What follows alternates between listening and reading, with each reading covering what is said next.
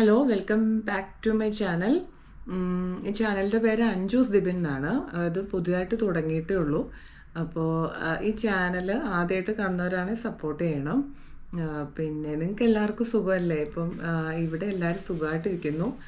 ഞാൻ കുറച്ച് ഓക്കെ ആയി വരുന്നു പറഞ്ഞു കഴിഞ്ഞാൽ ഞാൻ കറൻ്റ്ലി ഇപ്പോൾ 34 വീക്സ് പ്രഗ്നൻ്റ് ആണ്.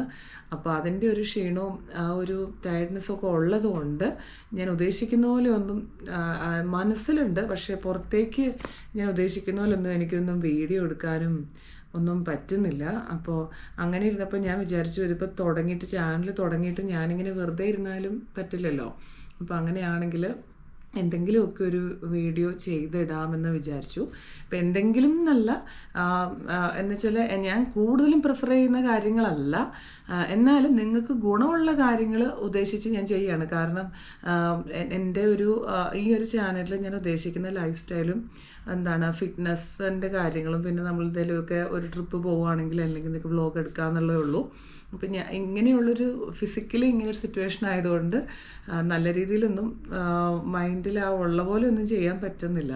അപ്പോൾ ഫിറ്റ്നസ് വീഡിയോസൊക്കെ ചെയ്യണമെന്നുണ്ടെങ്കിലും ഈ ഒരു ടൈം പീരീഡ് കഴിഞ്ഞ് കിട്ടണം. അപ്പോൾ അങ്ങനെ ഇരിക്കുന്നു. ഇതൊക്കെയാണ് ഇവിടുത്തെ വിശേഷങ്ങൾ. അപ്പം നിങ്ങളും സുഖമായിട്ടിരിക്കുക.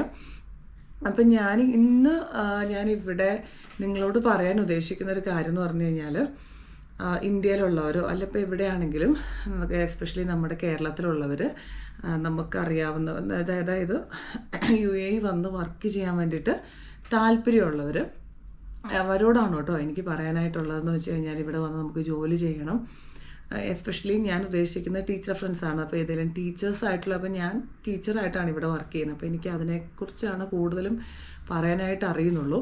ഇപ്പം ഞാൻ ഇതിനകത്ത് മെൻഷൻ ചെയ്യുന്ന പറഞ്ഞു കഴിഞ്ഞാൽ, അങ്ങനെ ഒരു ടീച്ചറിന് നമുക്ക് UAE വർക്ക് ചെയ്യാൻ പറ്റും.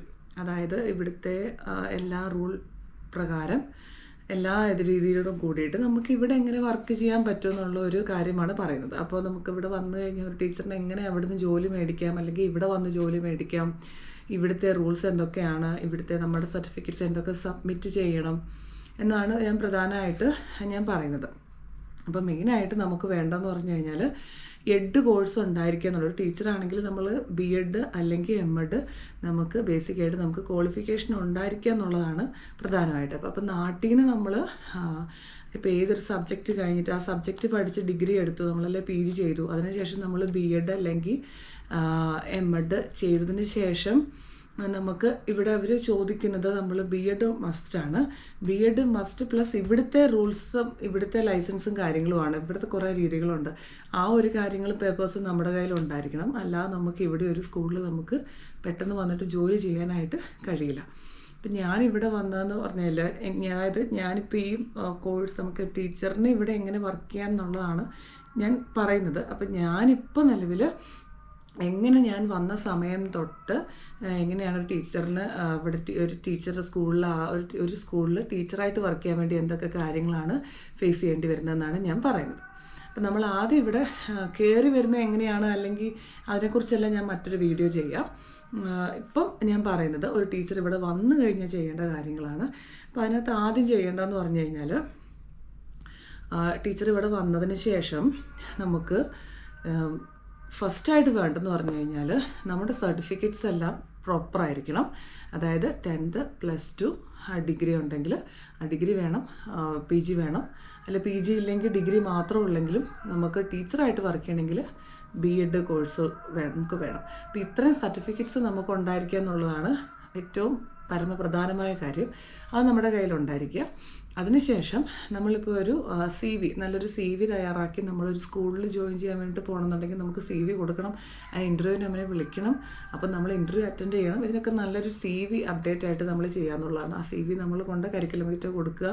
നമുക്ക് ജോലിക്ക് കയറാൻ വേണ്ടിയിട്ട് അവർ ഇൻ്റർവ്യൂ കോൾ കൊടുക്കുന്നു, നമ്മൾ പോകുന്നു, അതെല്ലാം മറ്റൊരു കാര്യങ്ങളാണ്.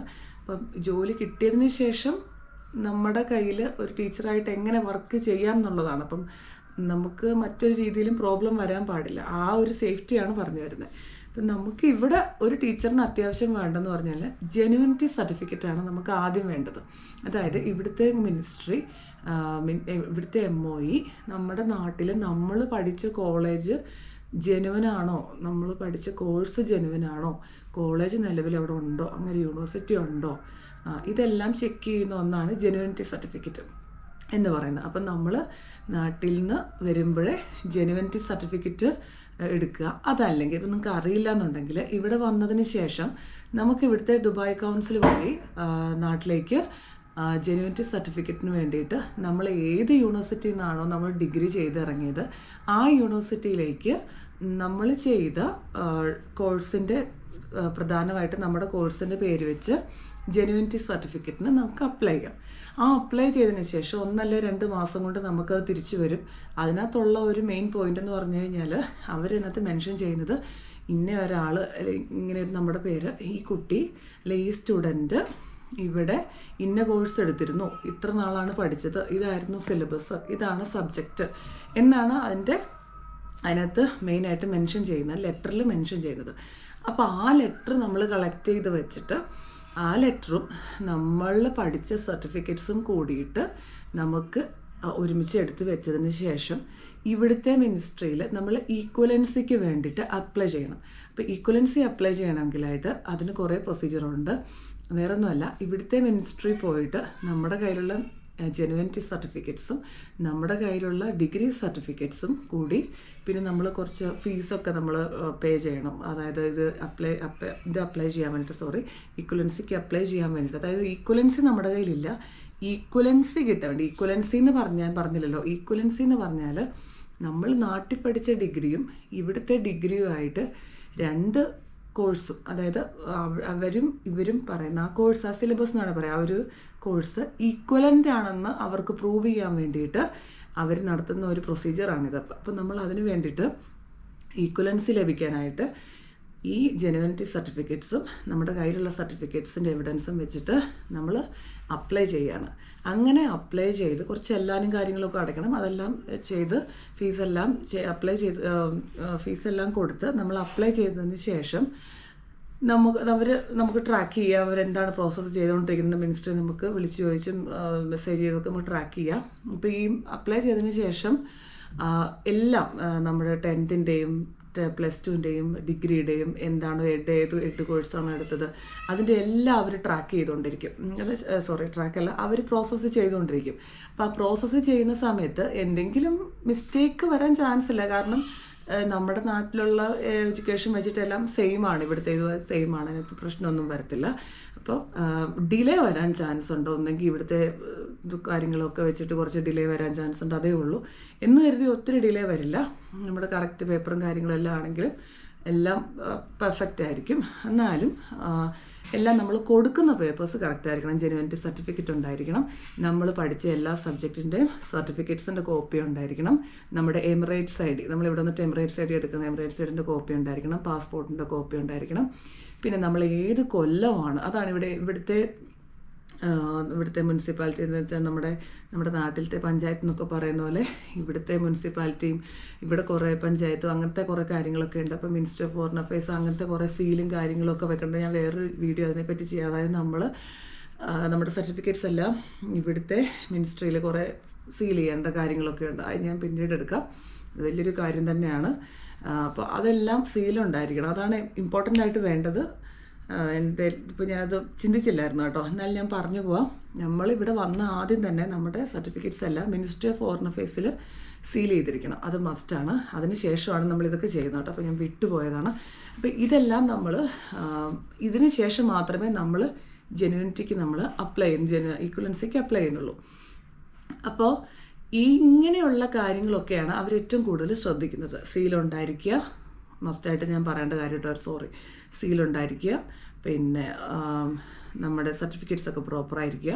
പിന്നെ ജെനുവിനിറ്റി സർട്ടിഫിക്കറ്റ് ലെറ്റർ കറക്റ്റ് ആയിരിക്കണം. എന്ന് വെച്ചാൽ അതിനകത്തൊരു തെറ്റ് വരാൻ പാടില്ല. അതുപോലെ യൂണിവേഴ്സിറ്റി കറക്റ്റ് ആയിരിക്കണം, യൂണിവേഴ്സിറ്റി തെറ്റാൻ പാടില്ല. അല്ലെങ്കിൽ നമുക്ക് അതിനകത്തൊരു ഫ്രോഡായിട്ടുള്ള കാര്യങ്ങളൊന്നും പറ്റില്ല. അപ്പോൾ ഇവരെന്ത് ചെയ്താലും ആ ഒരു കാര്യത്തിലൊക്കെ അവർ ഭയങ്കര ഇതാണ്, അവർ നോക്കും. അപ്പോൾ അങ്ങനെയെല്ലാം കറക്റ്റ് ആയിരിക്കണം. ഇപ്പം നാട്ടിൽ നമുക്ക് പറയണ കേരള യൂണിവേഴ്സിറ്റി ഉണ്ട്, MG യൂണിവേഴ്സിറ്റി ഉണ്ട്, കാലിക്കറ്റ് യൂണിവേഴ്സിറ്റി, കണ്ണൂർ യൂണിവേഴ്സിറ്റി. അപ്പോൾ ഇതിൻ്റെ എല്ലാം ബേസിലാണ് ഇതെല്ലാം വരുന്നത്. അപ്പോൾ ഇതെല്ലാം വെച്ചിട്ട് കറക്റ്റ് ആയിരിക്കണം. അതിനകത്തൊരു നമ്മളൊരു ഇതും കാണിക്കാൻ പോകരുത്. അപ്പോൾ ആ ഒരു ഇതിൽ വെച്ചിട്ട് നമ്മൾ ഇത് അപ്ലൈ ചെയ്യുന്നു, ഈക്വലൻസി അപ്ലൈ ചെയ്യുന്നു.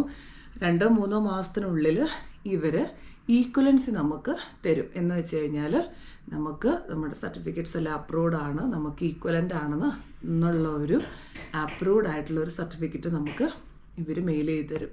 ആ അപ്രൂവൽ ലെറ്റർ ഉണ്ടെങ്കിൽ മാത്രമേ നമുക്കൊരു സ്കൂളിൽ വർക്ക് ചെയ്യാനായിട്ട് പറ്റുള്ളൂ. ഇപ്പം നമുക്കിപ്പം ഇത്രയും കാര്യങ്ങളില്ലെങ്കിലും നമുക്കൊരു സ്കൂളിൽ കയറി 1-2 മാസത്തിനുള്ളിൽ നമ്മളിത് കൊടുക്കണം. കൊടുത്തില്ലെങ്കിൽ നമ്മളെ അവർ പറഞ്ഞു വിടും. അപ്പം ഇതെല്ലാം എടുത്ത് വെച്ച് നമ്മുടെ കയ്യിലുണ്ടെങ്കിൽ ഒരു സ്കൂളിൽ കയറുമ്പം ഈക്വലൻസി ഉണ്ടോ എന്ന് അവർ ചോദിക്കുകയുള്ളൂ. ഈക്വലൻസി ഉണ്ടെങ്കിൽ നമുക്ക് ഒന്നും നോക്കണ്ട. ഈക്വലൻസി ഉണ്ടെങ്കിൽ അവർ അന്നേരം നമുക്ക് ജോലിക്ക് ഭയങ്കര പ്രിഫറൻസ് അത് കൂടുതലാണ്. അവർക്ക് അപ്രൂവൽ കിട്ടിയ ഒരു ആളാണെങ്കിൽ അവർക്ക് പെട്ടെന്ന് നമുക്ക് ജോലി തരാനായിട്ട് പറ്റും. അതാണ് അതിൻ്റെ ഏറ്റവും ഇമ്പോർട്ടൻറ്റ്. ഇപ്പോൾ ഈക്വലൻസി ഇല്ല എന്നുണ്ടെങ്കിൽ അവരൊന്നും മടിക്കും ജോലി തരാനായിട്ട്. ഇപ്പം നമ്മൾ ആദ്യം ചെയ്യാമെന്ന് പറഞ്ഞാൽ ഇവിടെ വന്നതിന് ശേഷം ജെന്യുവിനിറ്റി ലെറ്റർ ഉണ്ടാക്കുക, ഈക്വലൻസിക്ക് അപ്ലൈ ചെയ്യുക. ഈക്വലൻസി കിട്ടിക്കഴിഞ്ഞാൽ നമുക്ക് ട്രാൻസിഷൻ ലൈസൻസ് എന്ന് പറയുന്ന ഒരു പേപ്പറാണ് കിട്ടുന്നത്. ആ ഒരു കാർഡ് ട്രാൻസിഷൻ ലൈസൻസ് എന്ന് പറഞ്ഞിട്ട് കിട്ടും. ഈ ട്രാൻസിഷൻ ലൈസൻസ് ഉണ്ടെങ്കിൽ നമുക്കൊരു സ്കൂളിൽ കയറി വർക്ക് ചെയ്യാം. എന്ന് വെച്ചാൽ നമുക്ക് ജെന്യുവിനിറ്റി കിട്ടി, ഈക്വലൻസി കിട്ടി, ട്രാൻസിഷൻ ലൈസൻസ് കിട്ടി. ഇത്രയും ഉണ്ടെങ്കിൽ നമുക്ക് ഒരു സ്കൂളിൽ CV കൊടുത്ത് ജോലി കിട്ടാനായിട്ട് വലിയ പാടില്ല. അപ്പോൾ ടീച്ചറായിട്ട് വർക്ക് ചെയ്യാനുള്ളൊരു പ്രൊസീജിയർ ഇതെല്ലാമാണ്. ഇതിന് ശേഷം നമ്മളൊരു സ്കൂളിൽ കയറിയതിന് ശേഷം മാത്രമേ നമുക്ക് ടീച്ചർ ലൈസൻസിന് വേണ്ടിയിട്ട് അപ്ലൈ ചെയ്യാൻ പറ്റുള്ളൂ. അതായത് നമുക്ക് ബേസിക്കായിട്ട് നമ്മൾ ഏത് സ്കൂളിലാണ് വർക്ക് ചെയ്യുന്നതെന്നുള്ള ഒരു ചോദ്യം, ഒരു കോളം നമ്മൾ ടീച്ചർ ലൈസൻസ് എടുക്കാൻ പോകുന്നതിന് മുന്നേ നമ്മൾ ബുക്ക് ചെയ്യുന്നതിനകത്തുണ്ട് ഏത് സ്കൂളിലാണ് വർക്ക് ചെയ്യുന്നുള്ളത്. ഇപ്പം നമ്മൾ സ്കൂളിൽ വർക്ക് ചെയ്തുകൊണ്ട് മാത്രമേ നമുക്ക് ഇവിടുത്തെ ടീച്ചർ ലൈസൻസ് അല്ലെങ്കിൽ പെഡഗോജി സബ്ജക്റ്റ് എക്സാം എഴുതാൻ പറ്റുള്ളൂ. ഇപ്പം നമുക്ക് ട്രാൻസ്ഫർ ലൈസൻസ് ഉണ്ടായിരിക്കണം. അതിനുശേഷം നമ്മൾ സബ്ജക്റ്റ് എഴുതുന്നു, അല്ല നമ്മുടെ പെഡഗോജി എഴുതുന്നു. അപ്പോൾ ഈ UAE പെഡഗോജിയാണ് ടീച്ചർ ലൈസൻസിൻ്റെ പെഡഗോജി കോമൺ ആയിട്ട്. പിന്നെ നമ്മുടെ സബ്ജക്റ്റ് ഏതാണോ ആ സബ്ജക്റ്റിൻ്റെ എക്സാമാണ് നടക്കുന്നത്. ഈ 2 എക്സാം നമ്മൾ പാസ്സായി കഴിയുമ്പോഴാണ് നമുക്ക് ടീച്ചർ ലൈസൻസ് കിട്ടുന്നത്. അപ്പോൾ ഈ ടീച്ചർ ലൈസൻസും കൂടെ കിട്ടിക്കഴിഞ്ഞാൽ നമുക്ക് സുഖമായിട്ട് വർക്ക് ചെയ്യാം. ഇനി അത് മാത്രമല്ല നമ്മൾ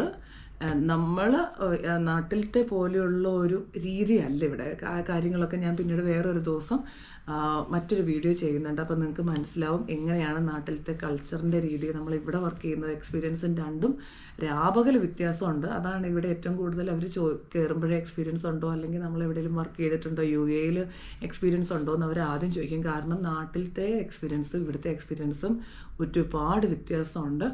അപ്പോൾ അതുകൊണ്ട് നമുക്ക് എന്തുണ്ടായിട്ടും കാര്യമില്ല, നമ്മൾ കുട്ടികളോട് എങ്ങനെ നിൽക്കും എന്നുള്ളതാണ് ഇവിടെ ഏറ്റവും ഇമ്പോർട്ടൻറ്റ്. ഇപ്പോൾ നമുക്ക് ലൈസൻസ് കയ്യിലുണ്ടെങ്കിലും നമുക്ക് എല്ലാം കയ്യിലുണ്ടെങ്കിലും എന്ത് എഡ്യൂക്കേഷൻ ഉണ്ടെങ്കിലും നമ്മുടെ ആറ്റിറ്റ്യൂഡ് ഈസ് എവറിത്തിങ്. അപ്പോൾ നമുക്ക് കുട്ടികളോടുള്ള ഒരു നമ്മുടെ അപ്രോച്ച്, അവരെ നമ്മൾ എങ്ങനെ അവരോട് നിൽക്കുന്നു എന്നുള്ളതാണ് ഇവിടെ ഇമ്പോർട്ടൻറ്റ്.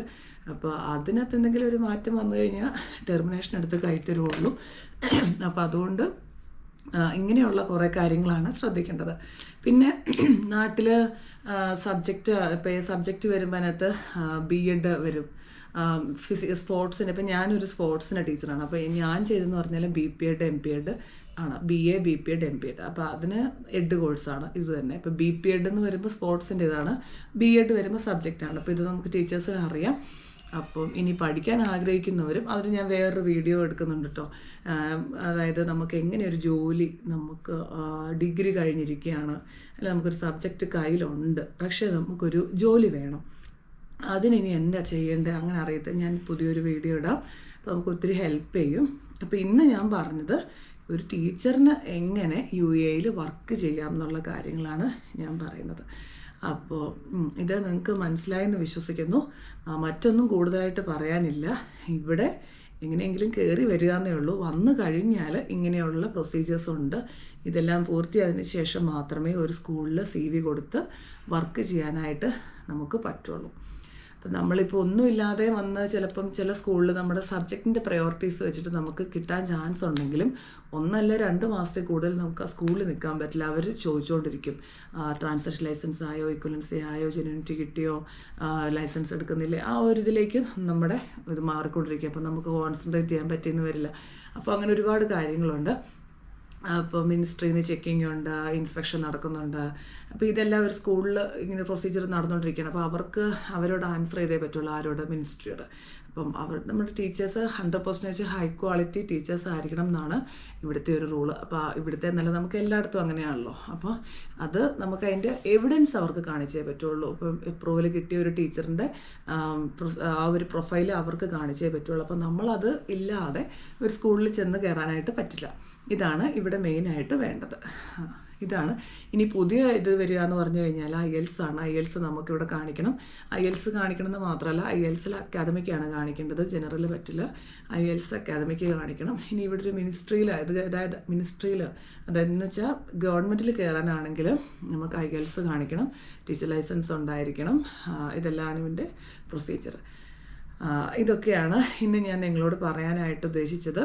ഇത് ആർക്കെങ്കിലും ഉപകാരപ്പെടുവാണെങ്കിൽ ഒത്തിരി സന്തോഷം. പുതിയൊരു വീഡിയോ ആയിട്ട് കാണുന്നവരെ എല്ലാവരും സുഖമായിട്ടിരിക്കുക, ഹാപ്പി ആയിട്ടിരിക്കുക. Be happy. Okay, take care, bye bye.